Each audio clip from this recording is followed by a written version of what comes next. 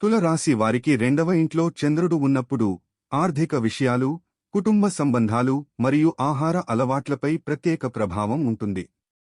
రెండవ ఇంట్లో చంద్రుడు ఉండటం వల్ల మీరు ఆర్థిక స్థితిని మెరుగుపరచడంలో కృషి చేస్తారు. ఈ కాలంలో కొత్త ఆదాయ మార్గాలు కనుగొనవచ్చు. కుటుంబంలో అన్యోన్యత పెరగడం, మీ భావోద్వేగాలను ఇంటి సభ్యులతో పంచుకోవడం అవసరం.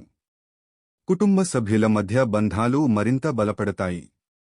అయితే కొన్ని సందర్భాల్లో ఇతరుల భావనల పట్ల మీకు ఎక్కువ సానుభూతి ఉండవచ్చు, ఇది మీ ఆర్థిక నిర్ణయాలకు ప్రభావం చూపించవచ్చు.